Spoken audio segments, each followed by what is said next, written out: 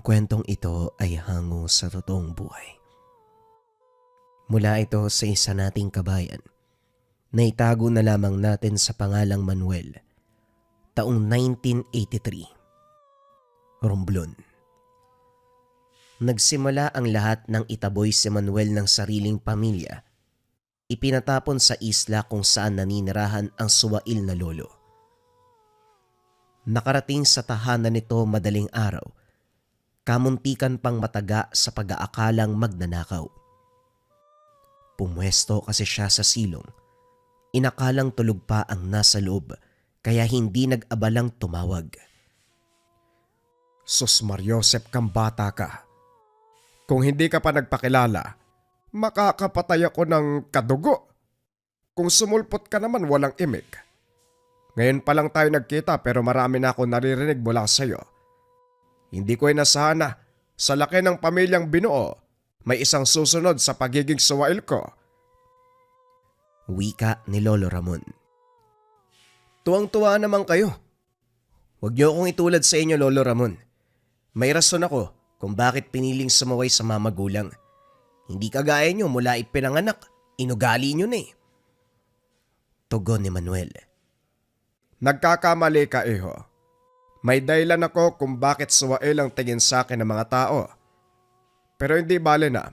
Pumasok ka muna nang makapag-usap tayo ng maayos.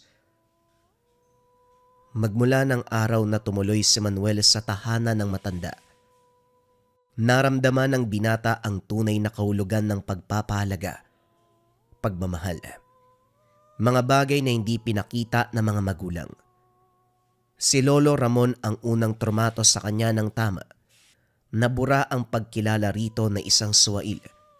Matigas ang ulo. Mangmang. Madalas na paglalarawan ng pamilya sa matanda. Kagaya ng sinabi nito, may dahilan kung bakit ganon ang tingin ng mga tao. Pero kung titignan sa kabilang banda, si Lolo Ramon ang maituturing na eksaktong representasyon ng mabuting magulang. Inuuna ang kapakanan ng iba.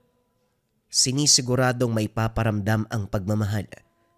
Subalit natabunan ng ginampanang ugali kung kaya't hindi makita. Maliban sa pagiging ordinaryong tao, isa rin itong tagasilbi ng grupo ng aswang na kung tawagin ay aradlum.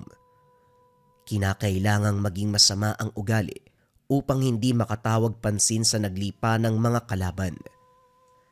Ito na rin ang magsisilbing proteksyon sa mga mahal sa buhay. Dahan-dahang pinakilala ni Lolo Ramon ang tungkuling ginampanan. Nung una, hindi magawang maniwala ni Manuel dahil para sa kanya. Para lang itong kwentong bayan na maririnig kahit saan. Yung bang malaalamat na kwentong gawa-gawa para mag-aliw sa tagapakinig. Ayon dito, ang aradlum ay uri ng aswang na hindi masyadong kilala. Maliit lang ang grupo nito. Ang kaibahan, may inaalagaan nitong serpente na nakatira sa dagat. Wala pang nakakita sa nilalang. Ni hindi na silayan ni Lolo Ramon ang aktwal na anyo ng aradlum. Isang beses itong nakausap. Matagal na panahon nang nakalipas. Anyong tao ang karap. Matapos makasundo sa tungkulin, hindi na nakita muli. Gayunpaman, nanatiling tapat ang matanda. Ang trabaho ni Lolo Ramon ay tagaligpit ng biktima ng serpente. Nag-iwan ito ng bato na sa sandaling magbigay ng senyales, oras na ng tungkulin. Ang bato ay may ahalin tulad sa ulo ng ahas. Gusto sanang hawakan ni Manuel pero maigpit ang paghindi ng matanda. Ayon dito, tagasilbi lamang ang makakahawak. Pagsapit ng gabi, malakas ang buhos ng ulan, matindi ang hagupit ng unos. Napansin ni Manuel ang pagtitig ni Lolo Ramon sa dagat. Malalim ang paghinga na parabang may inaalala. Hindi nagtagal ay nagbahagi din. Ang sabi niya, pagkatapos ng unos magliligpit na naman siya ng bangkay. Sasabay ang pambibiktima ng serpente sa gupit ng bagyo. Ginagawa ito upang ang natural na kaganapan ng kalikasan ang mapagbalingan ng sisi kapag may taong nasawi. Madalas sa mga ito ay mangingisda. Hindi naglaon paghinto ng ulan, may natagpo ang bangkay sa baybayin. Mabilis itong niligpit. Lolo, bakit hindi na lang natin idulog sa otoridad ng katawan? Nagbumuka kayo masama sa ginagawa nyo eh. Wika ni Manuel. Kaya nga minadali ko ang pagligpit upang maiwasan ang mas malaking sakuna. May kargang laso ng katawan ng biktima at kapag malanghap ng tao, may posibilidad na madagdagan pa ang mamamatay. Pero may karapatan ng pamilya ng biktima na masilayan ng bangkay. Tama ka naman, pero sa kabilang banda, may mga bagay na mananatiling misteryo kaysa isugalang buhay ng nakararami. Wika ni Lolo Ramon habang pinapatag ng mga paa ang hukay. Naunawaan ni Manuel kung bakit iba ang trato ng mga anak nito sa kanya. Marahil alam nila ang katungkulan ng matanda sa aradlum. Kahit sino naman, ganon ang magiging reaksyon kapag nalaman na ang sariling ama naninilbihan sa mga halimaw. Gumagawa ng mga bagay na labag sa karapatang pantao. Subalit naniniwala ang binata kay Lolo Ramon. Pagsapit ng umaga naglakbay si Manuel sa baybayin. Tanaw ang daungan ng mga bangka mula sa laot. Sa kabila ng bagyo kagabi, meron pa rin nakipagsapalaran sa gupit ng panahon para makaraos sa araw-araw. Isa sa mga ito ay si Mang Benjo. Bitbit nito ang buslo na kalahati ang lamang isda. Inalok siya ng iilang peraso sa murang halaga. Sakto namang may pera kaya kinuha. Tuwang-tuwa ang matanda habang naglalakad palayo. Napabuntong hininga si Manuel. Hindi maiwasang malungkot sa ideya na malaki ang tsansang mabiktima ng serpente si Mang Benjo. Nang matanaw ang nag-iintay na pamilya, bumigat ang pakiramdam. Umuwi. Dumiretso sa pagsumbat kay Lolo Ramon. Lolo, alam ko may dahilan ka para pumasok sa ganyang klase ng tungkulin. Pero hindi ba kayo nakokonsensya? Araw-araw may pumapalaot. Lahat ng mga tao ay nasa peligro. Kayong may kaalaman sa posibilidad, kalmado. Nag-aantay lang ng bangkay na ililibing. Nauunawaan ko ang sinabi mo, Manuel. Subalit wala na akong magagawa pa. Parte ito ng buhay nating lahat. Magkasabay na naninirahan sa mundong ito ang tao at mga nilalang. Hindi sa lahat ng oras ay payapa, tahimik at ligtas. May mga oras na magiging madisgrasya. Merong malalagutan ng hininga. Ang buhay ay isang mahabang paglalakbay na merong nakaantabay na panganib sa bawat kanto. Swerte lang kung makaligtas. Napahugot ng hininga si Manuel. Hindi malaman kung may konsensya ba ang matanda o wala. Hindi lang siya nangulit dahil nag-iiba ang ugali nito kapag tungkulin ang pag-uusapan. Dakong hapon nang may bumisita. Mag-isa si Manuel dahil may nilakad si Lolo Ramon. Matangkad ang lalaki. Maskulado pero hindi tumingin. Yuyuko o hindi kaya iiwas. Hindi naman ito naiilang. Sadyang ayaw makipagtitigan. Pinatuloy ng binata. Tahimik na nag-antay sa pagbabalik ng matanda. Dumating makaraan ang ilang oras. Sinimula ng usapan. Minabuti ni Manuel na makinig. Palihim na pumuslit. Natulala ng malamang aswang ang lalaki. Nagbigay galang si Lolo Ramon sa pamamagitan ng pagbigay ng supot na merong kuko ng mga biktima. Akala ko hindi na tayo magkikita, Arnold. Nag-aalala ko eh. Naisip na baka may nangyaring masama sa'yo kaya hindi ka bumibisita. May papagawa ka ba sa akin? Meron. Nalalapit na ang takip dilim. Sariwang dugo ang kailangan para sa pag-aalay ng serpente. Punuin mo ito. Babalik ako sa takdang araw Siguraduhin mong malinis ang makukuhang dugo. Ayoko na may sabit. Tumango si Lolo Ramon. Paglabas ng lalaki, sumalubong si Manuel. Maulang galang na ho, pero hindi ako makakapayag. Basta-basta mong utusan yung lolo ko ha. Huwag niyo siyang idamay sa kalokohan niyo.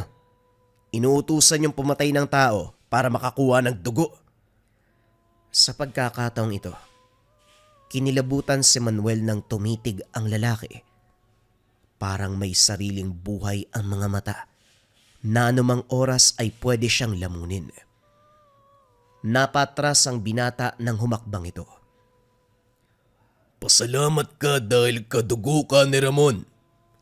Kung hindi, pinugutan na kita ng ulo. Kung ako sa'yo, huwag kang makialam sa usapan ng mga nakakatanda. Wala kang alam. Nagalit na rin si Lolo Ramon. Ang sabi niya, hindi pwedeng basta na lang kausapin si Arnold. Aswang ito. Malaki ang posibilidad na makapatay ng tao. Swerte lang na apo siya ng matanda kaya pinalampas. Binalaan na kita, Manuel. Huwag kang mangingialam sa ginagawa ko. Kaawaan mo ang sarili mo. Halimaw yun eh. E paano kung sinaktan ka? Anong magagawa ko? Ayoko lang naman na mapasama ka, Lolo. Kung tutusin, kasabot ka nila eh. Ano man ang krimen nila, krimen mo rin. Inutusan pa ng sariwang dugo. Saan ka naman kukuha niyan? Papatay ka ng tao. Ilang beses mo na bang ginawa yun? Masyado nang mahaba ang araw. Marami na rin tayong tinapos. Mainam siguro na magpahinga. Gigisingin kita kapag nakahanda ng hapunan. Napabuga ng hininga si Manuel sa pag-iwas ng matanda. Sumunod para mag-usisa, subalit hindi siya pinansin. Walang nagawa kung hindi isarili ang hinaing. Naging tahimik si Manuel. Maayos ang pakikitungo ni Lolo Ramon, subalit nangingibabaw sa kanya ang tungkol sa ginagampanan nito. Sa tuwing pag-uusapan, hahanap ng rason ng matanda para malihis ang usapan. Dumaan ang mga araw na walang kahina-hinala, kaya pinalampas ng binata. Takip silim ng mag-abang sa baybayin. Naghihintay sa pagdaong ng mangingisda. Hindi nagtagal bumuhos ang ulan. Humagupit ang unos. Sumilong si Manuel sa barong-barong. Natanaw mula sa laot ang bangka ni Mang Benjo. Malayo pa lang ito, pero hindi na makapag-antay sa ideya na makakapag-ulam ng preskong isda. Pero nagbago ang lahat nang masaksiyan ang pagsakmal ng malaahas na serpente. Masyadong mabilis na isang kurap hindi magilap ng tingin ang mangingisda. Tulala si Manuel, titig na titig sa bangkang palutang-lutang. Hindi naglaon. Dumating si Lolo Ramon bitbit ang pala at piko. Nagulat ito nang masepat siya. Gayunpaman, pasimpleng nag-utos na umuwi, kaso napako ang mga paa ng binata sa kinakatayuan. Dumiretso si Lolo Ramon sa unahan kung saan tinangay ng alon ang katawan ni Mang Benjo. Mulat ang mga mata. Nakanganga ang bibig. Putlang-putla na parang hinigop ang dugo. Ang kagat sa leeg ay dali-daling binalot ng tela na may orasyon upang maiwasan ang pagkalat ng lason. Dali-dali itong dinala sa masukal na bahagi at nilibing. Sabay na nakarating ng tahanan si Manuel at Lolo Ramon. Walang emosyon na tumitig ang binata rito. Ang matanda naman ay dumiretso sa silid. Lumipas ang magdamag, natulala ang binata sa sala. Binabagabag ng kaisipan tungkol sa kaganapan. Kinabukasan, bumalik si Manuel sa baybayin. Naroon ang asawa't anak ni Mang Benjo. Matyagang nag-aantay sa pagbabalik. Napagulgol ang binata. Walang maiharap na mukha sa mga ito dahil alam niya ang kaganapan. Wala ring lakas na magsabi, lalo pat may kinalaman si Lolo Ramon. Bumalik ng daan, nagkulong na lamang sa kwarto. Sa kabilang banda, Nakaramdam ng bigat ng dibdib si Lolo Ramon habang nakikinig sa hagulgol ng apo. Naunawaan ang hinaing nito pero hindi magawang suwayin ang sinumpaang tungkulin. Nang may masmasan si Manuel, tinignan ng pamilya ni Mang Benjo. Nag-aantay pa rin ang mga ito sa baybayin. Puno ng pag-asa ang muka na uuwi ang matanda. Nang makapag-isip, walang pagdadalawang isip, hinukay ng binata ang pinaglibingan ng katawan, lihim na binalik sa baybayin. Sakto namang namataan ang sira-sira nitong bangka. Gumana ang plano. Napukaw ang atensyon ng ibang mangingisda. Dito nalaman na nasawi ang inaantay na padre de pamilya, ang sinisisi.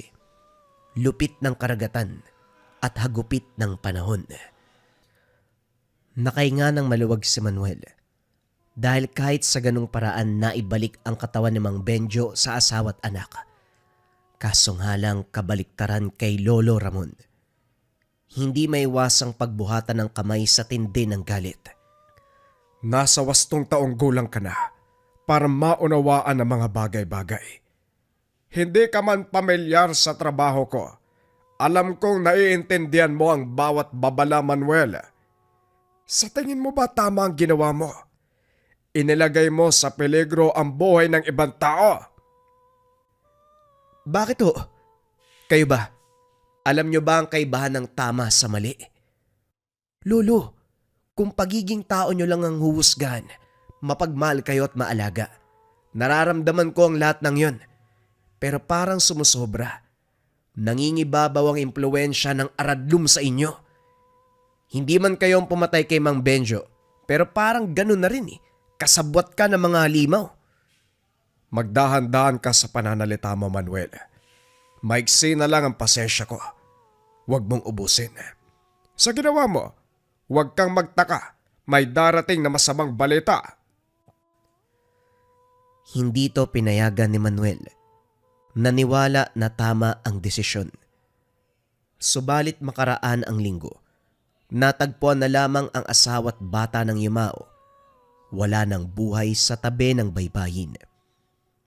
Maraming galos ang katawan. Nangingitim. Mulat ang mga mata. Nakanganga ang bibig at may malaking kagat sa leeg. Batay sa usap-usapan ng mga tao, halimaw ng dagat ang may sala. Lumiban sa pagpapalaot, kanya-kanya sa pag-aalay sa dagat, sa pag-aakalang nagalit sa pag-abuso sa likas na yaman. Pagbalik sa tahanan sumalubong si Lolo Ramon, muling nagpaalala sa maling ginawa ni Manuel. Ang binata sa kabilang banda, hindi maiwasang sisihin ng sarili, namulat sa katotohanan. Kung sana nakinig ka, hindi madadamay ang asawa't anak ni Mang Benjo. Sinabi ko na sa inyo may kargang laso ng katawan ng biktima. Kapag nalanghap ng iba, sila ang susunod na biktima ng serpente.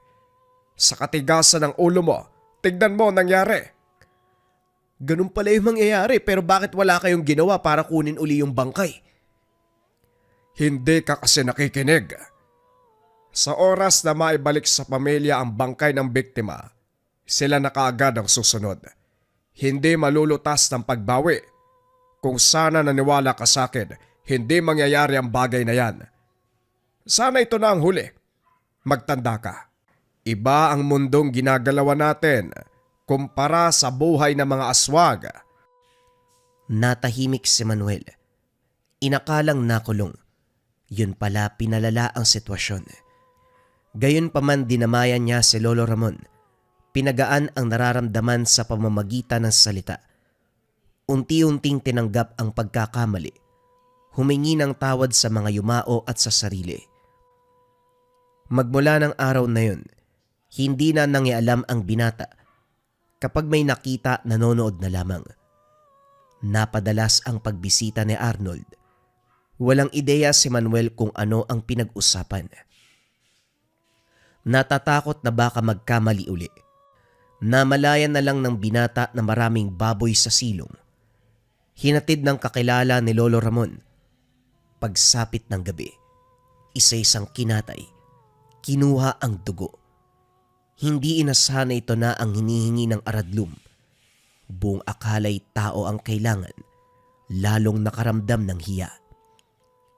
Matapos kuhaan ng dugo ang lahat ng baboy, isinilid sa selyadong kahon ang mga bote. Pinagkasya sa sako ang lamang loob, pagkatapos inantay ang pagsapit ng eclipse.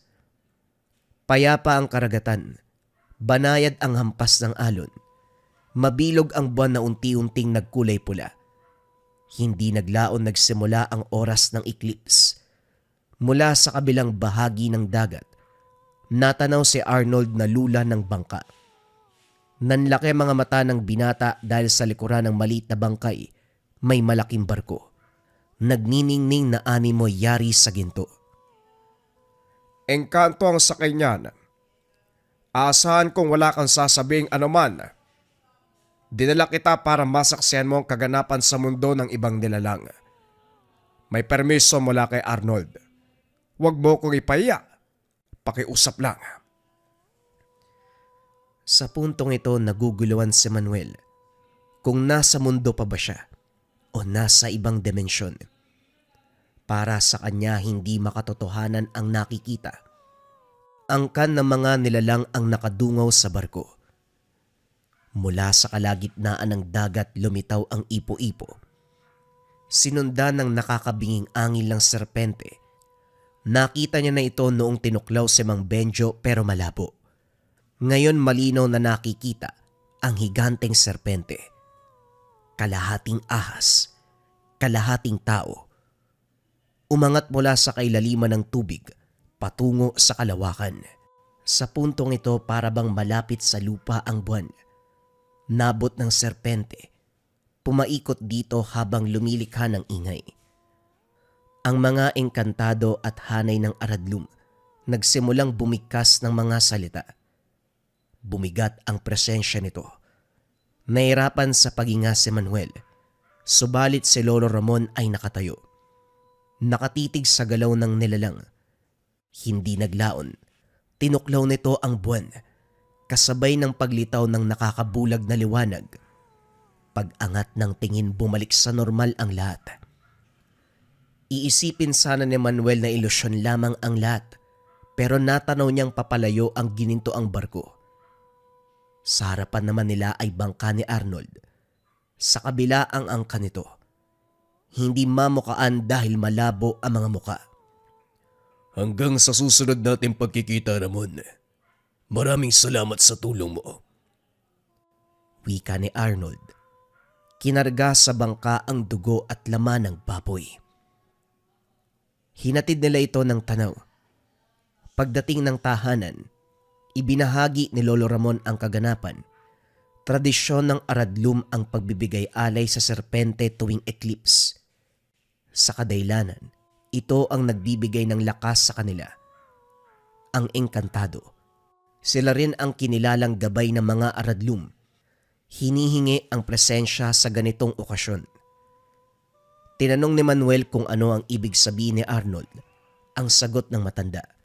Lilipas pa ang ilang taon bago muling mangailangan. Ang gampanin doon ay pagkatay, pagdala ng dugo at lamang loob. Akala pa naman, yun na ang huling tungkulin. Nang mga sumunod na araw payapa ang buhay ng maglolo. Masayang magkasama sa iisang bubong. Inatupag ang kabuhayan. Sila na mismo ang pumalaot para makakuha ng isda. Nakaramdam ng hiya si Manuel dahil kumpara sa ibang mangingisda, mas marami silang kuha. Ang sabi ni Lolo Ramon, sadyang pinaboran lang sila ng alagang serpente ng aradlum. Gayunpaman, hindi nagkait. Ibinahagi ang iba. Nag-uuwi lamang sila ng pang-ulam at kaunting ilalako. Sa kabila nito, hindi maiwasan na may taong mahirap kasundo. Maliit na bagay ay pinapalaki. Ano ba ang meron sa inyo ng apo mo? Kung kayong pumalaot, ang daming huli. Pero kung kami, swerte na lang kung may 1 o 2 kilo. Gumagamit ba kayo ng pampasabog? O baka naman may iba kayo sikreto? Ang babaw naman ng himutok mo para sirain ang bangka na iniram ko lang. Huwag mong ibayin ang usapan, Ramon. Ano, may pampasabog ba kayo? Gumagamit ka ba ng dinamita? Bahala ka sa buhay mo. Ayokong pumatol sa taong kasimbabaw ng dagat ngayon ng utak. Pumagitna si Manuel nang akmang susugurin si Lolo Ramon. Nakiusap na wag nang palaki ng problema. Nangako na lamang na sa susunod kapag marami ang huli, bibigyan si Mang Pedro. Kaso nga lang gulo ang nais ng matanda. Napikon si Manuel kung kaya't napasuntok. Sumubsob ang mukha ng matanda sa buhangin. Alisto naman na makasama. Sumugod pero madaling nakailag ang binata. Umalis na rin sila ni Lolo Ramon bago pa lumala ang sitwasyon. Nakaiwas man sa pagkakataong iyon, pero pagsapit ng gabi, hindi nakaligtas sa gupit ng mga barumbado. Nakatulog si Manuel nang biglang kinalampag ang tahanan. Wasak ang mga bintana, basag ang mga gamit. Sinindihan ang kusina. Gawa sa kahoy at kawayan kaya mabilis na kumalat ang apoy. Nakaharang ang mga kalalakian kaya nahirapang makalabas. Nagtamo ng paso sa balat. Nalapnos ang binti ni Lolo Ramon. Napinsala ang katawan bago nakatakas sa naglalagablab na apoy. Hindi kilala kung sino ang grupo dahil may takip sa mga muka. Pero batay sa galaw, posibleng barkada ni Mang Pedro. Umabot sa barangay ang reklamo pero binasura dahil walang matibay na ebidensya. Hindi makapaniwala si Manuel na tinanggap ni Lolo Ramon ang desisyon ng kapitan. Lolo, tayo ang naagrabyado. Tapos hindi man lang tayo lalaban. Sinunog nila ang bahay natin. Kamuntikan pa tayong mamatay tapos ganun lang? Manuel, hindi dahil pumayag ako na ibasura ang reklamo, ibig sabihin ay sumuko na ako. Minsan mas mainam na hayaan ng kalangitan na pagbayarin ang mga taong makasalanan. Huwag kang mag-alala, kung hindi tayo makakagante sa patas na paraan, sigurado ko may gagawa ng karumal-dumal na paniningil. Halika, magpahinga na tayo. Parehong may pinsala ang katawan natin. Napabuntong hininga si Manuel. Kahit papano gumaan ang pakiramdam sa sinabi ng matanda. Subalit walang ideya kung ano ang eksaktong tinutukoy. Ilang linggong lumipas, muling humagupit ang unos. Tanaw ni Lolo Ramon ang karagatan mula sa bintana. May sinasabi ito pero hindi malinaw dahil sa ingay ng paligid. Sa kaganapan, malakas ang kutob ng binata na may mangyayari. Pagsapit ng madaling araw, napabalikwas ng bangon si Manuel. Tumila na ang ulan. Payapa ang paligid. Napansin ang paglabas ng lolo. Bitbit ang pala at piko. Nagmamadali sa pagsunod at kagaya ng inaasahan, may biktima na naman ang serpente. Dito lang din naintindihan ang sinabi ng matanda. Ang bangkay na natagpuan sa baybayin, walang iba kung hindi si Mang Pedro. Bukas ang tiyan. Katabi ang gutay-gutay na lamang loob. Puno ng kalmot ang katawan na parabang pinaparusahan ang kamatayan. Sa puntong ito binalot ng tela ang bangkay. Hinila patungo sa masukal na bahagi ng kakawyan. Hinulog sa hukay.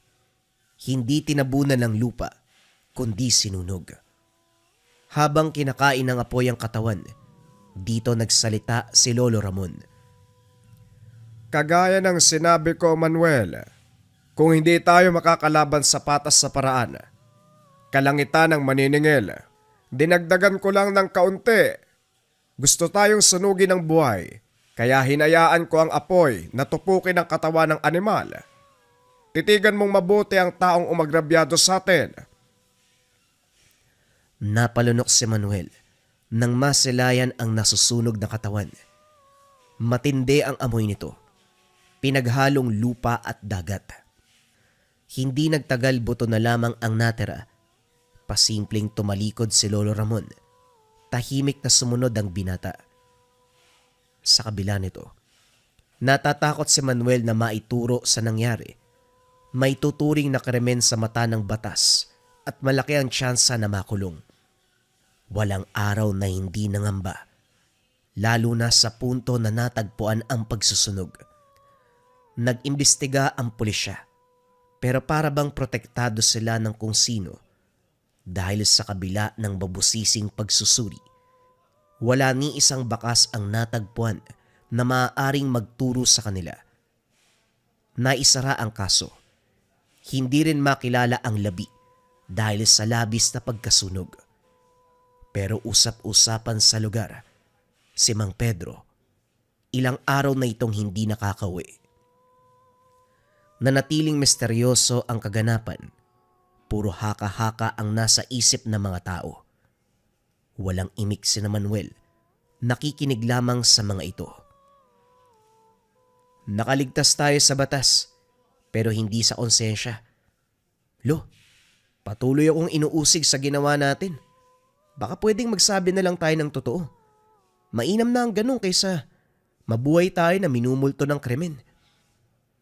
Ang problema sa'yo, masyado mong inaalala ang iba kaysa sa sariling kapakanan. May tuturing man na kasamaan, tandaan mo sila ang nauna. Gumante lang tayo. Matuto ka magbingi-bingian sa konsensya. Hindi masama ang pagiging masama kung ginagamit mo naman ang tama. Ano raw? Hindi masama ang maging... Ewan, masyado ka na yatang nilamon ng tagasilbi ng aradlum. Hindi na to makatarungan, Lolo. Lahat mali. Walang tama. Nakabatay ka sa pagiging tao kaya walang tama. Manuel, baka nakalimutan mo may aswang at serpente na kasali. Mga nilalang na hindi mauunawaan ng mga tao. Kung minsan ang mali para sa atin ay tama sa kanila, tandaan mo ang bagay na yan. Mahabang katahimikan ang naganap matapos noon. Isang gabi, napabalikwas ng bangon. Pagbukas ng pintuan, bumungad si Arnold. Pumasok ito ng walang paintulot. Pasimpleng naupo sa sala. Sinabi ang pakay. Matanda na ang Lolo Ramon mo, kaya kinakailangan ng kapalit bilang tagapagsilbi sa amin. Dahil nasaksiyan mo ang iilan sa kaganapan, nais kitang imbitan bilang susunod sa yapak ni Ramon. Ayoko. Tutal, napag-usapan na lang din natin. Tatapatin na kita. Kailanman labag sa loob ko yung pinapagawa mo kay Lolo. Hindi ko lang siya mapigilan dahil sa paniniwala niya sa inyo. Ayokong tanggapin ang alok mo. Ayoko maging masama. Tumayo si Arnold. Walang paalam na umalis. Nakainga si Manuel. Inakalang makakasagutan ang bisita. Handa siyang ipagtanggol ang sarili. Nasaksiyan niya ang tungkulin ni Lolo Ramon. Bagay na ayaw niyang gawin. Kahit ano pa ang kapalit. Kahit bigyan ng kayamanan. Kahit bigyan ng kapangyarihan. Hinding-hindi ito tatanggapin ni Manuel. Kailanman, hinding-hindi siya maninilbihan.